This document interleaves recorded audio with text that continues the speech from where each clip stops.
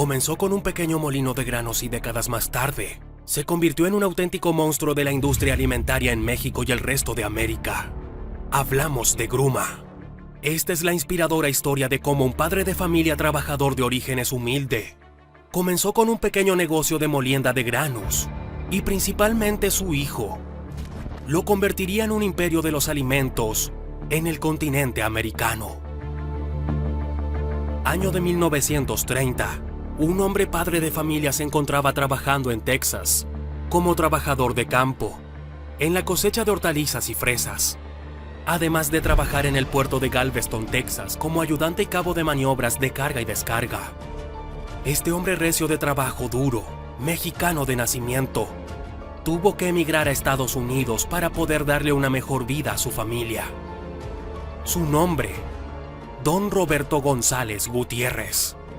Después de trabajar por temporadas en los campos de agricultura de los Estados Unidos, en ese mismo 1930, año en el que regresó a su México, en una humilde vivienda de barro y adobe, Don Roberto esperaba el nacimiento de su hijo. El llanto de este varón auguraba un futuro prodigioso, pues este bebé sería el fundador de Grupo Gruma. Permanece al final de este video que a continuación en Farwell Investor te expondremos la fascinante historia de Gruma. Actualmente esta empresa del sector alimenticio abarca más del 25% del mercado del maíz. Cuenta con negocios de la industria alimentaria en todo el planeta.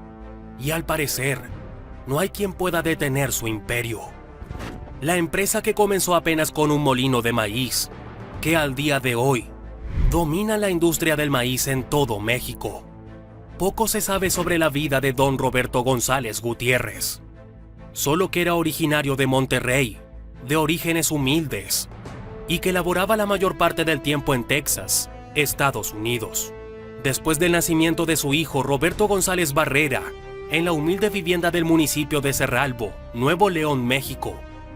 Desde los 5 años, el niño Roberto González Ibarra, con afán de ayudar a su familia, comienza a vender legumbres, pan y huevo de casa en casa. Una vez en la primaria y conocedor de las operaciones aritméticas básicas, Roberto González Barrera se dedicó a vender de todo un poco en sus ratos libres, llegando incluso a rentar cajones de bolero en el pueblo.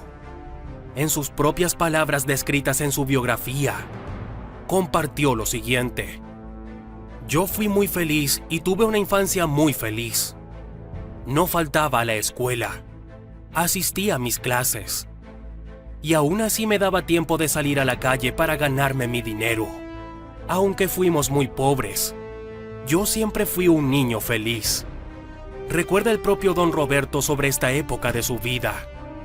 Otra anécdota compartida por él mismo dice así: recuerdo que un día mi abuelo me preguntó, a ver, de todo lo que haces, ¿qué es lo que más dinero te deja? Yo respondí, bueno, vender legumbres. Entonces me dijo, pues nada más a eso dedícate, no hagas otra cosa. Con los ahorros que pudo lograr trabajando durante años, Don Roberto González Gutiérrez emprende un negocio de molienda de granos para agilizar las tareas del proceso de la masa, que después de la nixtamalización de los granos de maíz, se procesa la masa para convertirla en las deliciosas tortillas. Este era uno de los primeros molinos de la región, por lo que tuvo mucho éxito. Y a pesar de que su hijo Roberto González Barrera nació en un humilde hogar, gracias a la responsabilidad de su progenitor, tuvo un futuro totalmente distinto a su padre. Bien recuerda el propio Don Roberto González cuando le dijo, no, hijo, tú estás muy malcriado, mira, te la pasas en la calle con tus amigos. Esta apreciación provocó que el niño Roberto fuera obligado a permanecer en casa y a conformarse con el peso de domingo que le daba su padre.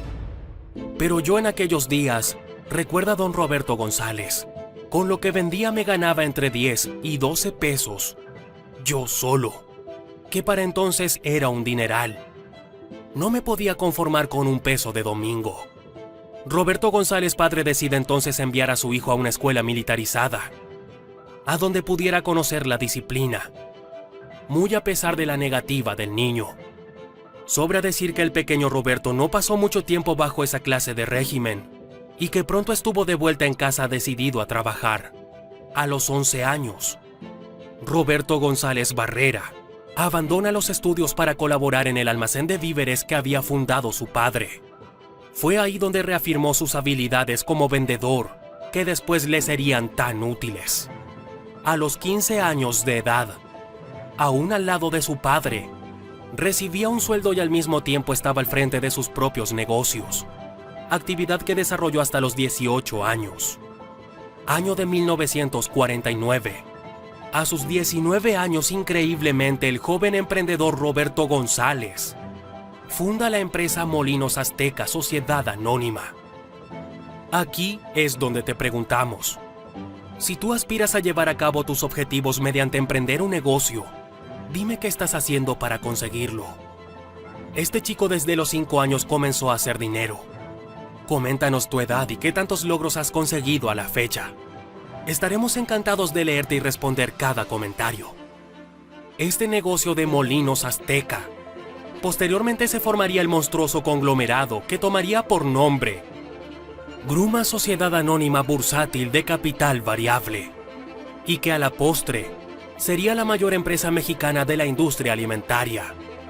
Gruma es actor importante en la producción de harina de maíz y tortillas, así como en la categoría de harina de trigo y productos derivados. Se dice que Gruma tuvo sus inicios cuando en 1949, don Roberto González Barrera realizó un viaje a Reynosa, Tamaulipas, donde de manera inesperada encontró un artefacto artesanal y rústico en el que se molía el nixtamal seco. El nixtamal se obtiene del proceso de nixtamalización, que fundamentalmente consiste en la cocción del maíz con agua y cal viva que, después de ser reposado, la cal cose a los granos de maíz, y después al ser molido, este da origen a la masa nixtamalizada, utilizada para la elaboración de tortillas, tamales y otros diversos productos. La inquietud empresarial del joven Roberto lo impulsó a entablar amistad con uno de los empresarios de la zona, dedicado a fabricar aceite de coco. Así que las ganancias que le significaba su arriesgado empleo le permitieron en un periodo relativamente corto asociarse con aquel empresario en su fábrica de coco y obtener buenos resultados.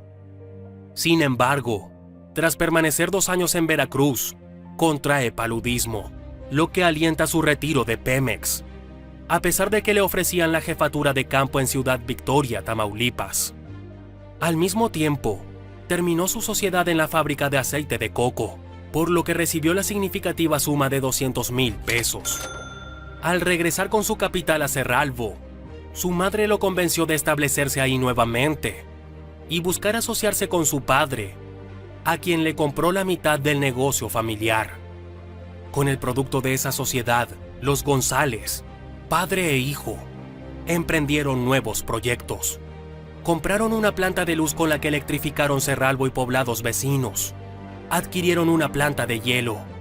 Comercializaron productos lácteos y adquirieron un cine, además de contar con el negocio de víveres. Es donde uno de los amigos de Roberto, el ingeniero Manuel Rubio Portilla, decidió llevar una prueba del gran potencial del instrumento junto con don Roberto González Gutiérrez, quien también era un gran ingeniero e investigador nato. De esta manera, juntos lograron revolucionar la forma en que se hacían las tortillas en México.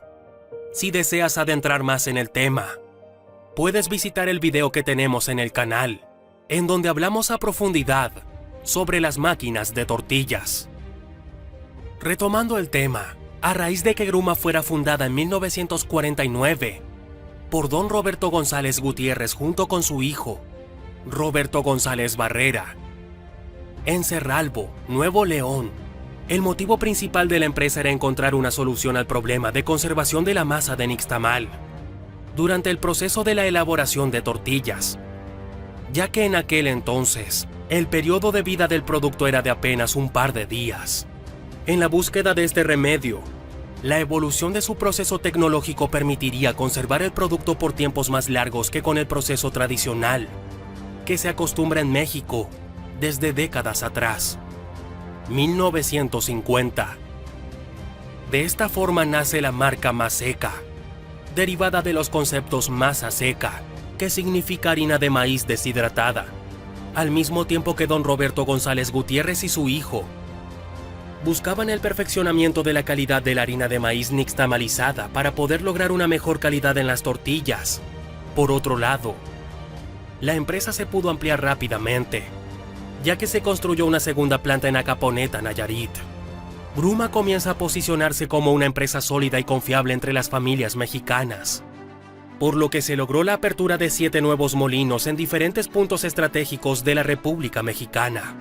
Mientras tanto, Maseca empieza a ser reconocida por los mexicanos debido a su calidad, por lo que se empieza a considerar como un producto básico en la alimentación mexicana. A mediados de los 60s, Gruma inicia lo que denominaron harinización de México, pues en esta década la empresa estaba decidida a inundar el país con sus productos, por lo que de esta forma abrirían 7 nuevos molinos de harina de maíz. El programa severo de mejoras en equipos y procesos para aumentar la productividad de la harina daría resultados. Año de 1973. Empieza la expansión internacional, debido a que en 1973, Gruma decide entablar relaciones con Costa Rica y Panamá. Gruma llegó a Estados Unidos a mediados de los 70s, donde obtuvo la planta Mission Foods en California. De esta experiencia, Gruma pudo madurar como empresa, además de mejorar el avance de su tecnología. Otra experiencia importante fue la creación de Tecnomaíz Sociedad Anónima de Capital Variable, una filial de Gruma que se encarga de la fabricación de máquinas para hacer tortillas, según las necesidades de sus clientes. La maquinaria se comercializa en México bajo el nombre de Tortec y Rodotec, haciendo competencia con su rival, Tortilladora Celorio. Año de 1980. En este año continuaría la internalización de la empresa, lo cual permitiría que el consorcio comenzara a absorber el mercado nacional y próximamente el mundial. Asimismo, adquirieron 10 plantas en Estados Unidos, naciendo Azteca Milling, luego de construir el primer molino en Edinburgh, Texas. A finales de la década, se consolidaron como una compañía internacional. Para ese entonces Gruma ya se había consolidado bajo diferentes marcas. Fue donde deciden diversificar su capital incursionando en el negocio financiero, creando Grupo Banorte, en 1989, un reconocido Banco de México. Recordemos que aquel niño de 5 años que vendía legumbres, huevo y pan de casa en el precario poblado de Cerralbo, Nuevo León, ahora ya era presidente de diversas industrias, tanto como alimentarias y entidades financieras. Por supuesto, un ejemplo total a la disciplina, voluntad y trabajo duro. La importancia de la educación a base del ejemplo que le otorgó su padre marcó definitivamente su rumbo a convertirse en un exitoso empresario. Gruma, el ejemplo viviente que nos demuestra una vez más que sin importar tu condición, es posible crear grandes imperios y riquezas. Claro está, a cambio de un trabajo que solo muy pocos estarían dispuestos a realizar. Coméntanos si crees que todas las personas podrían crear imperios como el de Gruma. 1990. Se construyó una mega planta de tortillas en Los Ángeles, California, con una producción de 14 millones de tortillas diarias. Con esto Gruma se expandió aumentando su presencia a Guatemala, Honduras, Nicaragua, El Salvador y Venezuela. 1995. Gruma construyó la planta de Rancho Cucamonga en Los Ángeles, California, con una producción de 25 millones de tortillas diarias. 1998. Gruma sube al podio enlistando sus acciones en el New York Stock Exchange, con la clave de pizarra GMK. A la postre, el gigante Gruma seguiría creciendo, abriendo su primera planta productiva en Coventry, Inglaterra, en el 2000.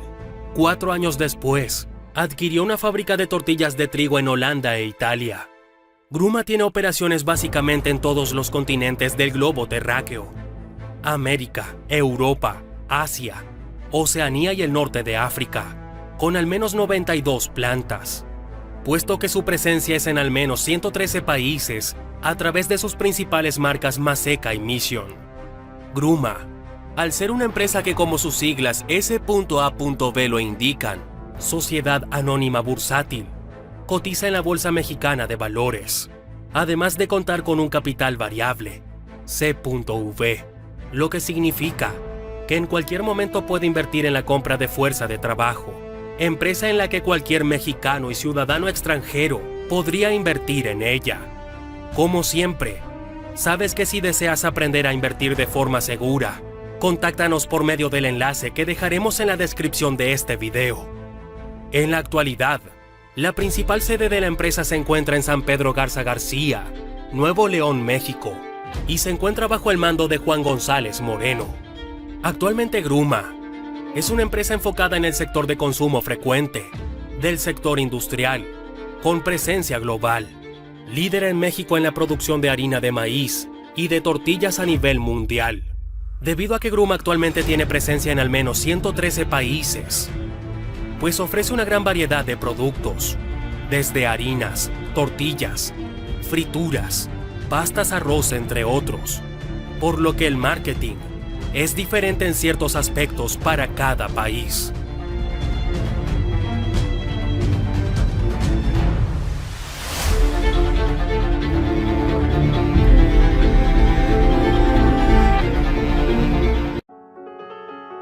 Corría el año de 1867 en una humilde casa del Valle de Baztán, Navarra, España, donde un niño granjero de 7 años trabajaba en las labores de campo.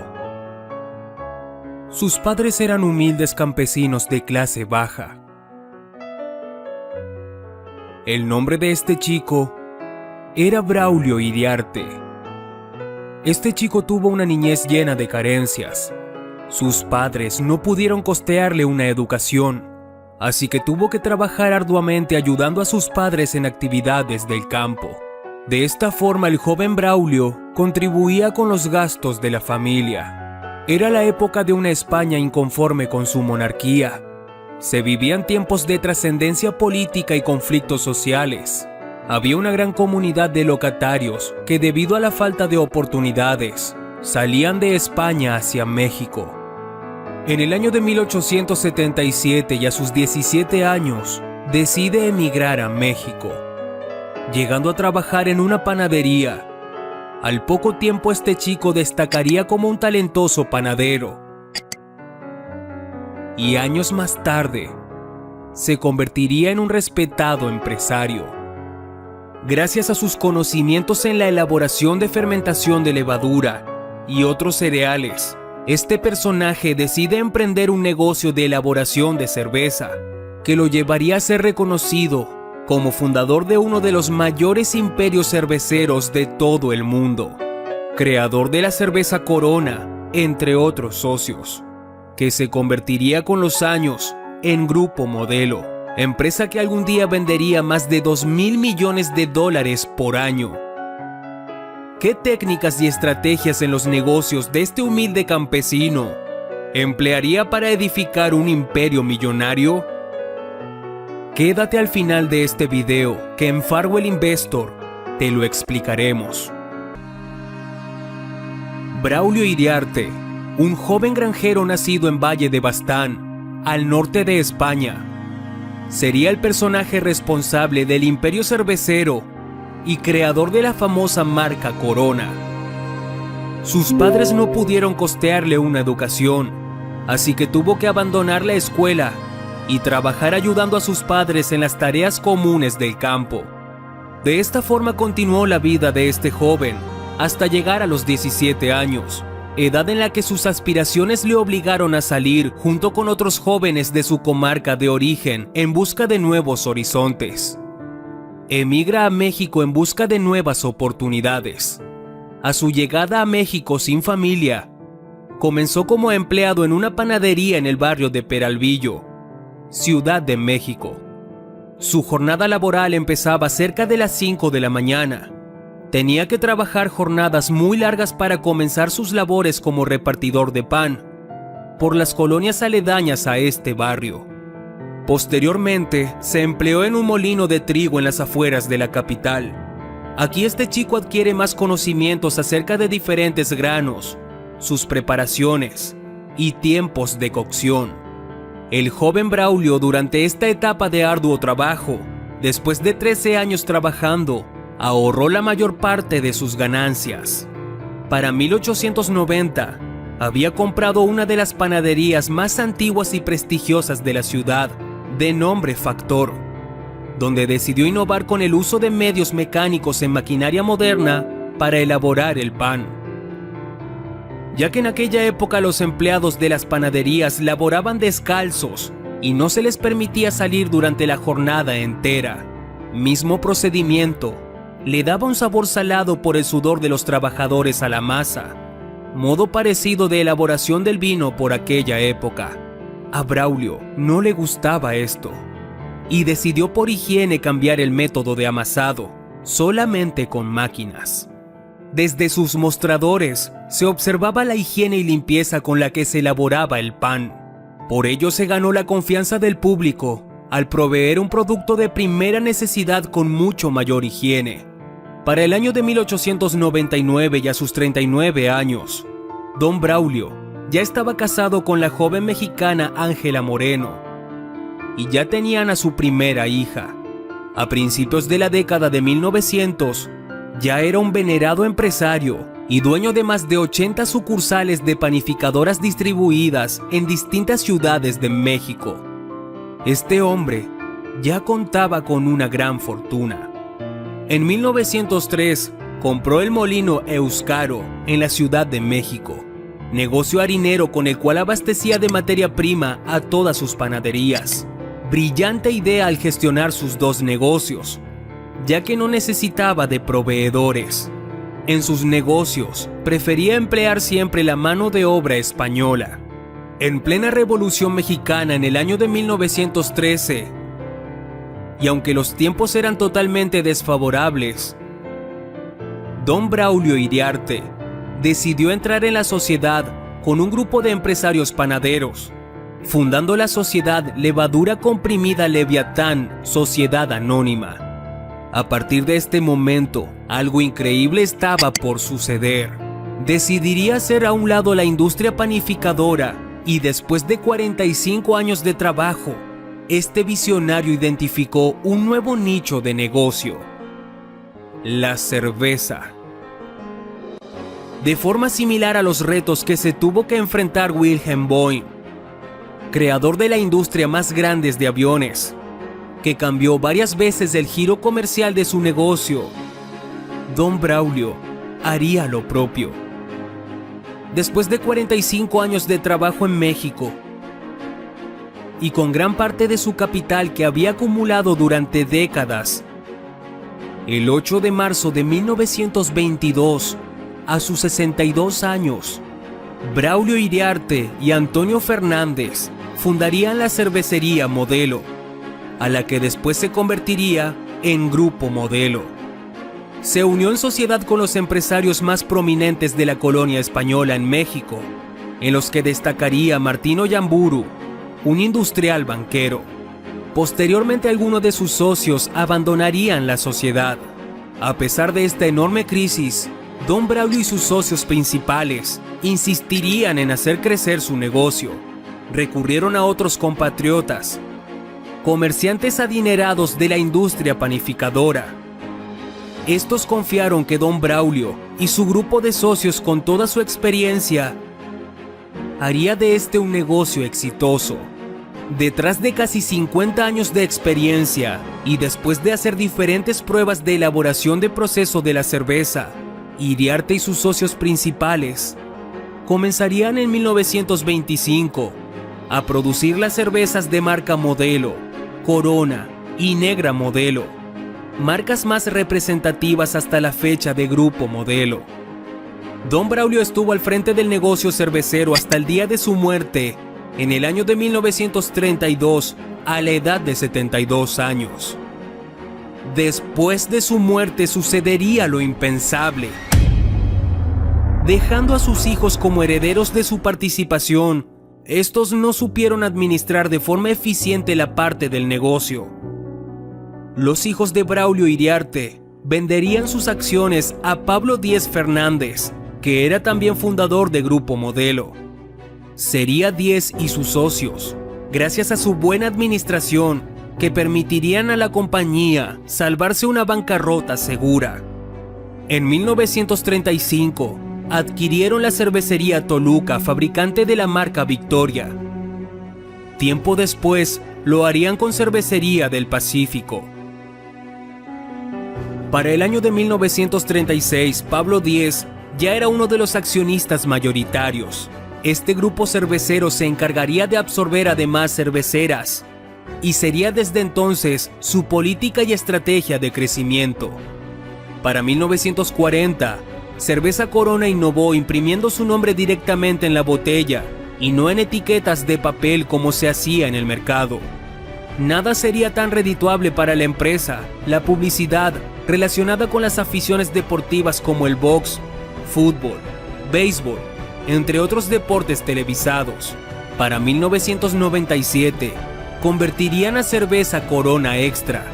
Es la cerveza mexicana más vendida en el mundo, superando a su mayor competencia internacional, Heineken, de la cual hablaremos en otro video. En 2013, Grupo Modelo fue adquirido a su vez por otro gigante global de la industria cervecera, AB InBev, de origen belga, por más de $20 mil millones. La cerveza Corona ha traspasado fronteras. Esta marca de Grupo Modelo es hoy uno de los imperios con mayor renombre a nivel mundial. Cotiza en bolsa desde 1994. Pocas personas conocen la participación, tanto en su origen como en la actualidad, de individuos y familias de origen vasco en la cervecería Modelo. Fuera de lo que muchos pudieran imaginar, esta empresa la fundó un español llamado Braulio Iriarte. Actualmente, Grupo Modelo es dueño de más de 18 marcas de cerveza. A pesar de tener un padre español, el origen de la cerveza Corona es mexicano.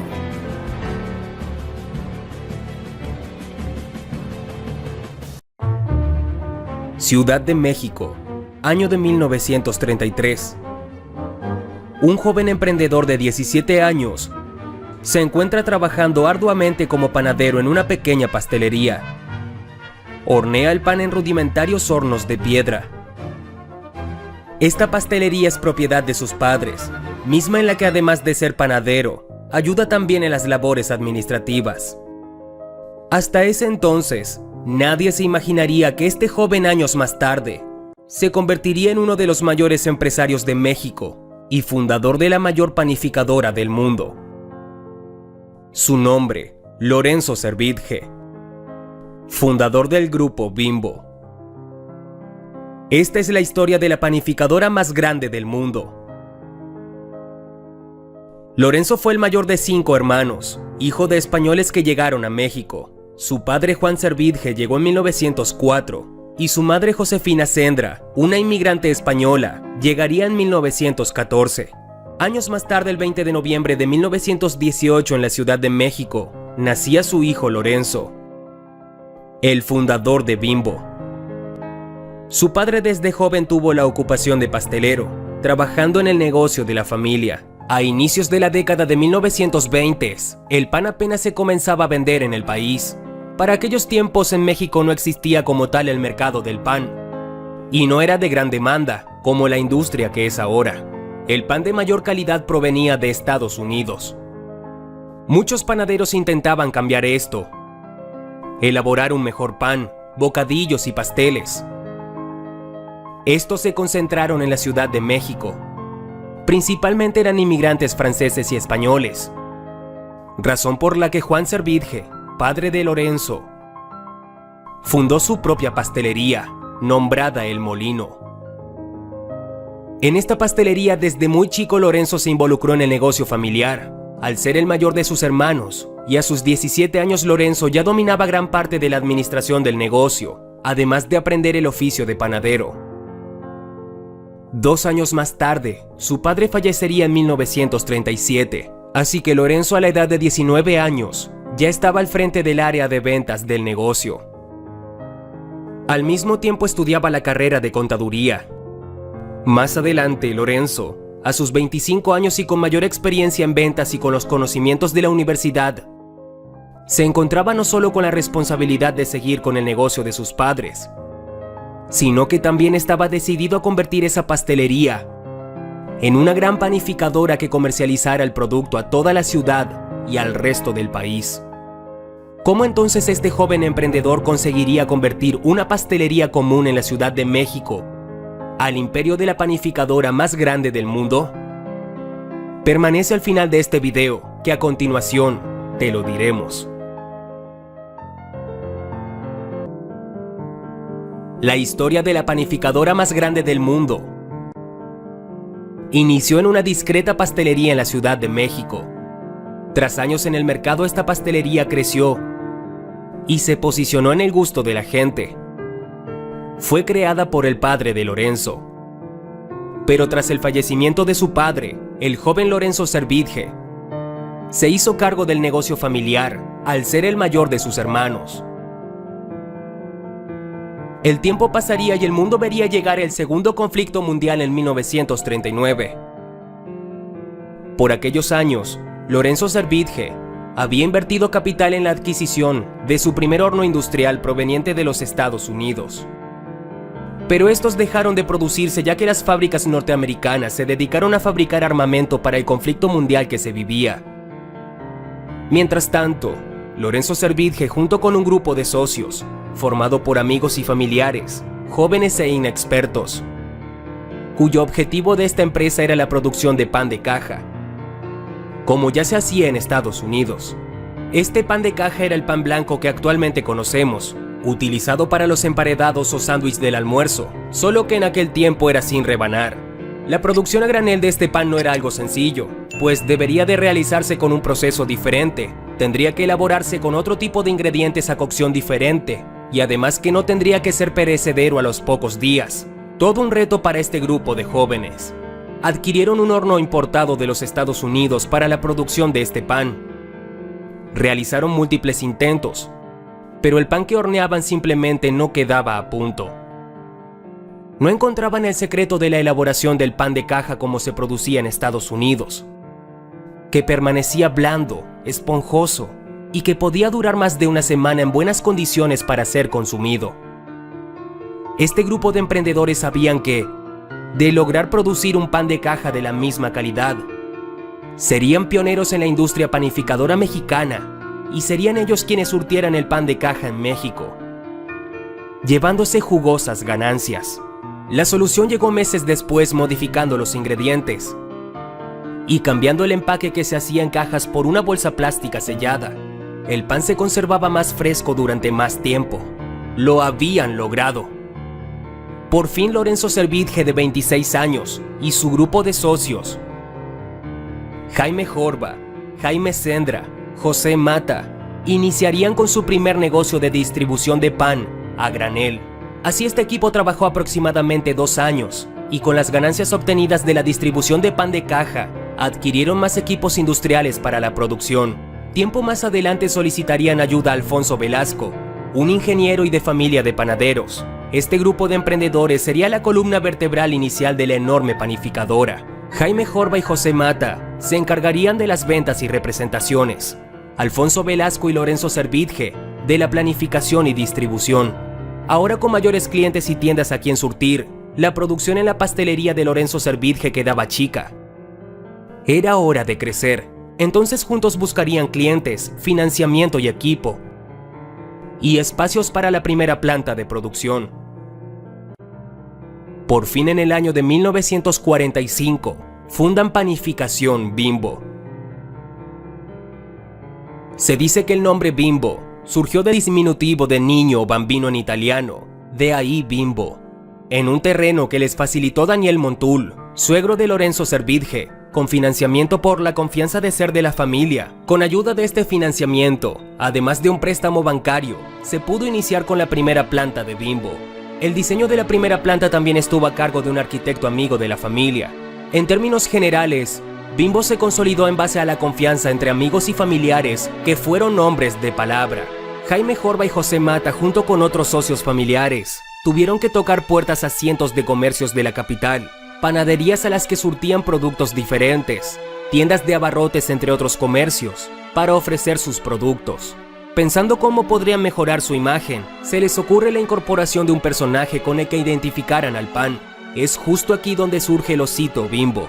Eran los inicios de marketing y posicionamiento de marca en una de las grandes empresas de México. Iniciaron con 34 trabajadores, solicitaron nuevamente hornos y equipos a Estados Unidos. Contaban con apenas 10 camiones y 4 productos: pan grande, pan chico, pan negro y pan tostado. Comenzaron a ganarse la preferencia del mercado.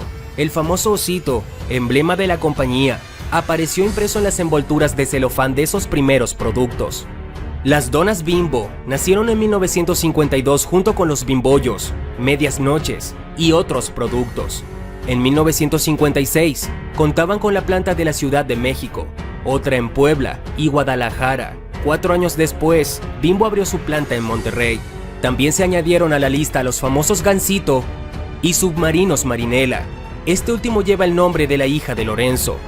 Así, desde su fundación pasaron 10 años más y Bimbo ya distribuía en todo el país. Para 1978, Grupo Bimbo se constituye de 3 empresas, 12 plantas y 15,000 colaboradores. Además, Roberto Servige, hermano del fundador, es nombrado director general. Al inicio de la década de los 80s, Grupo Bimbo inició operaciones en la Bolsa Mexicana de Valores, cotizando solo 15% de sus acciones. En 1983, Daniel Servitje, hijo del fundador, es nombrado como director general de la compañía. Durante 1997, Grupo Bimbo se convierte en la panificadora más grande a nivel mundial. Adquirió Sara Lee North American Fresh Bakery en Estados Unidos, Fargo en Argentina y Bimbo Iberia en España y Portugal. En 2004, la compañía se apoderó de las panificadoras más grandes de Latinoamérica. Seguiría con su expansión Grupo Manhattan, un jugador líder en la industria de la panificación en China. Recordemos que esta gran empresa nació con la idea de un joven emprendedor, fabricando un producto que no se elaboraba en México: Lorenzo Servitje y el entusiasmo de un grupo de emprendedores. El fundador de Bimbo falleció en febrero de 2017, a la edad de 98 años. En la actualidad, su presencia se ha expandido a poco más de 33 países de todo el mundo, 197 plantas y más de 3.1 millones de puntos de venta, generando ganancias anuales aproximadamente por 15,000 millones de dólares al año.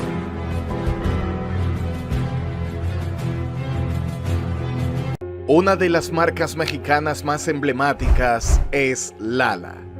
Cuando controlas todo un proceso de calidad, el resultado es un producto de calidad. Es un bote de esta leche.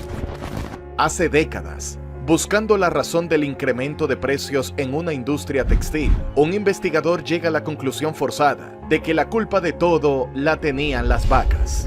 Y ello sucedía porque muchas personas y empresas intervenían en todo el proceso y nadie se hacía responsable. El cuento es mucho mejor en el libro. La culpa es de la vaca. Mucho antes de que se editara La culpa es de la vaca, en 1949, los productores de leche de Coahuila, México, entendieron esto y decidieron ocuparse de todo el proceso ellos mismos, y el resultado son productos de alta calidad. Una empresa sólida, próspera y confiable, y lo mejor de todo, literalmente, no le echan la culpa a sus vacas. Continúa en el video, ya que aquí te mostraremos una interesante historia de emprendimiento mexicano, la historia de Lala.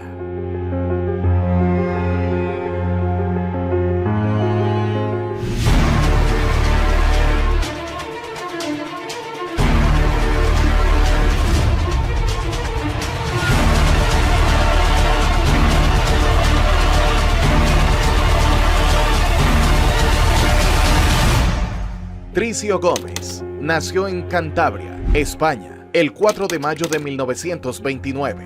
A inicios de los años 50, se trasladó a México, en la comarca lagunera, región conocida por el cultivo de algodón y de la vid, e instaló una granja de vacas lecheras llamada Pasteurizados La Laguna, conocida actualmente como Grupo Lala. Año 1949. Nace la empresa bajo el nombre de Unión de Créditos de Productores de Leche de Torreón, en Coahuila, México. cuando un grupo de ganaderos se unió con el objetivo de llevar a cabo el proceso no solo de producción, sino de pasteurización, comercialización y distribución de la leche y sus derivados. De la mano de Tricio Gómez, la compañía introdujo nuevas técnicas de producción, como la ordeña automática y aumento de distribución a lo largo del país. Era un grupo numeroso pero sólido de emprendedores mexicanos, ávidos por querer destacar en la industria de México a inicios de los 1950s. Don Eduardo Tricio Gómez es el fundador de esta empresa, que a su vez también la consolidó con un grupo de socios ganaderos y productores de leche. Por aquellos tiempos, se vivía la época del cine de oro y Pedro Infante sonaba en la radio. Los mexicanos se entretenían con películas como Nosotros los pobres, Dos tipos de cuidado, Escuelas de vagabundos, entre muchas más. Encantaban al pueblo de México con tan grande personaje del cine y la música mexicana. Durante esta década, se vivió el crecimiento de la empresa Lala. En 1950, se crea la pasteurizadora La Laguna, una de las primeras plantas pasteurizadoras de América Latina, por lo que significó no solo avance económico e industrial, sino que mejoró a su vez la salud de los habitantes que dejaron de consumir leche no pasteurizada, y además, venía en envases limpios y confiables, a diferencia de los frascos de vidrio que cada familia tenía en su casa. Los envases de leche se surtían en botellas de vidrio, pero también lo hacían en cartón. Era leche fresca que se tenía que consumir a los pocos días. Gracias a la pasteurización, se podría conservar la leche por unos días, pero con la industria de la refrigeración en México, benefició a la empresa desde sus inicios. En 1966, se creó la transportadora de lácteos La Laguna S.A., DCV, una compañía de transporte para llevar y mantener a temperatura baja la leche, desde los establos hasta la planta pasteurizadora. Por aquellos tiempos la industria alimentaria estaba en sus inicios, se controlaban algunos procesos, la alimentación a los animales en las granjas, y el producto, al no estar tan industrializado, se presume era un mejor producto y más natural de lo que se supone es hoy, no solo en México, sino en el resto del mundo. Para 1967, se inaugura una planta en Ciudad de México, llevando sus productos a la región central e introduciendo además uno de los cambios más importantes en la industria, los envases de cartón Pure Pak, sustituyendo el vidrio por el cartón. Que nos perdonen los ambientalistas. El siguiente paso entonces resultaría lógico. En 1971, se crea Envases Especializados de La Laguna S.A., DCV, que produce los envases de cartón con el proceso patentado de Pure Pak para satisfacer su propia demanda e incluso para comercializar a terceros. A partir de entonces, el grupo Lala no ha dejado de crecer y de adquirir nuevos activos y empresas, o de crear nuevas. También se ha fusionado y ha absorbido empresas del ramo a todo lo largo y ancho del territorio nacional. Con ojos inexpertos, incluso se pudiera considerar un monopolio. Tal es la voracidad y velocidad de sus adquisiciones. En 1972, adquiere Pasteurizadora Acapulco S.A., atendiendo la demanda de la zona Pacífico Sur. En 1978, se fusiona con Pasteurizadora Nazas, de Durango. Un año después, crea Enfriadora y Transportadora Agropecuaria S.A. En 1983, el grupo Lala crea Lala Derivados Lácteos S.A. En el 86, incursionaron en el mercado de la leche ultrapasteurizada al crear Ultra Lala S.A. Por aquellos tiempos, de hecho, una marca que dominaba la industria de la leche en México no era precisamente Lala, era una marca llamada Boreal. Cuéntanos si recuerdas esta marca de leche. Esta desaparecería tiempo más tarde. Boreal desapareció en 1996, cuando la empresa Latin Lac Evamex comenzó a envasar fórmulas lácteas en lugar de leche y empezó a tener problemas financieros. Posteriormente, en 1992, adquirió Pasteurizadora Durango, tomando así control de la zona norte de México, y en ese mismo año, compró la planta pasteurizadora propiedad del gobierno de Durango. En 1997, la empresa constituyó Tecnopak, entrando así en la era de los empaques plásticos para sus productos. En el nuevo siglo, los planes de expansión continuaron indetenibles, logrando controlar el mercado total en México. De hecho, pareciera que en las áreas que no controlaba la pasteurización y distribución de productos lácteos, simplemente se dedicaban a adquirir, crear o fusionarse con las empresas del sector. Simplemente no paraban de crecer. No pareciera que existieran empresas de capital mexicano e incluso extranjero que se resistieran a vender o ser absorbidas por el gigante Lala. De tal suerte que adquieren Leche Queen, Grupo Latinlac, Grupo Prolac, Nutrileche y 22 centros de distribución. El Grupo Gelatinas Art de México también pasa a formar filas en Lala. Nombre usted un estado de México y con toda seguridad, ahí encontrará la presencia de Grupo Lala. En 2008, se expande a los Estados Unidos al adquirir una planta procesadora en Nebraska y en Centroamérica compran la fábrica colombiana Foremost. En el año 2009, adquieren National Dairy Holdings y la empresa brasileña Vigor Alimentos en 2017. Adquirió los activos de la marca Eskimo en Nicaragua, Honduras, El Salvador y Costa Rica. Mediante esta adquisición, entró de lleno en el mercado de los helados y fortaleció su presencia en Centroamérica. Pocas empresas logran ser tan grandes e imponentes como lo es Lala, ya que el 2013 es un año importante para el Grupo Lala, pues es el año en que entró en la Bolsa Mexicana de Valores, lo que le permitió catapultarse a nivel internacional y adquirir empresas del ramo lácteo en Centroamérica y los Estados Unidos. Ahora bien, aunque hasta aquí lo parezca, el Grupo Lala es mucho más que leche y sus derivados, o mejor dicho, su expansión alcanza otras áreas del mercado, aunque claro, siempre alrededor de sí, la leche y sus derivados. Por ejemplo, en 2007 establecieron su centro de investigación social Instituto Lala, enfocado en investigar estilos de vida saludables y hábitos alimenticios sanos, y la prevención de enfermedades crónicas. Por otra parte, en 2011 inauguraron su Centro de Investigación y Desarrollo en Torreón. Para 2017, abre el Centro de Servicios Globales en Durango y constituyen el primer centro de tecnologías e innovación de carnes frías en Tizayuca, Hidalgo. ¿Qué más podría tener escondido Grupo Lala? Un resumen muy sucinto de todas las operaciones de Grupo Lala. Puede resultar un atrevimiento dado la cantidad de operaciones bursátiles y extrabursátiles que genera, además de los aportes en el campo social y el apoyo a diversas causas. En general, el frenético éxito de Grupo Lala se debe a que posee 3 líneas de producción muy bien determinadas. Ellas son leche pasteurizada, leches industrializadas y derivados lácteos. Son más de 35 productos en el segmento de leche pasteurizada y ultrapasteurizada en todo México. Finalmente, en 2017, fallece su fundador, Eduardo Tricio Gómez, a los 85 años de edad.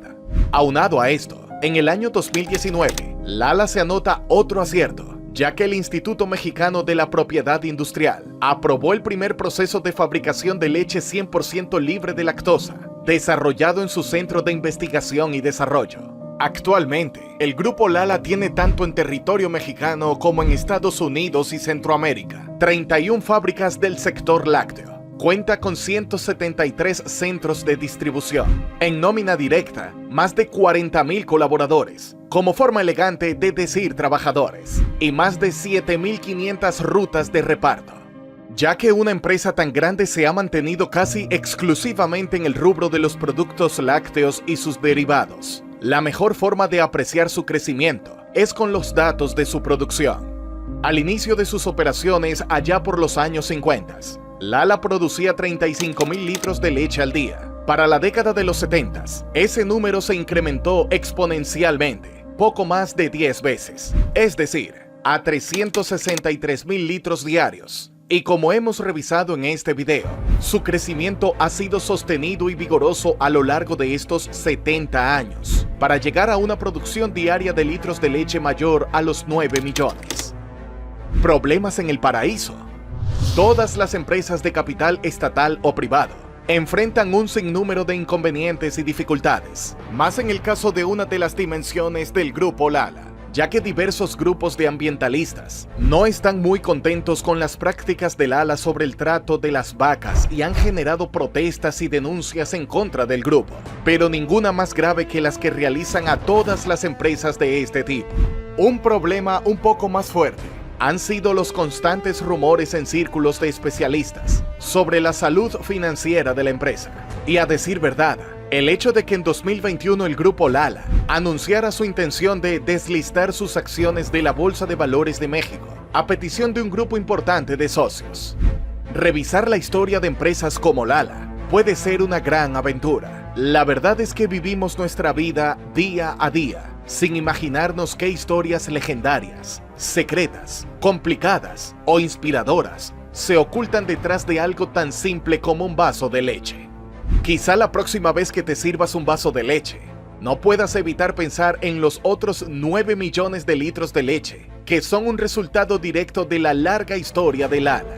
Son muchos los factores por los que se puede catalogar a una empresa como exitosa. Y más allá de los normales inconvenientes que pueda tener, el grupo Lala en los últimos 70 años ha demostrado un camino muy claro de cómo se deben hacer las cosas sin tener que echarle la culpa a las vacas. ¿Conocías la historia de Grupo Lala? Déjanos tu comentario.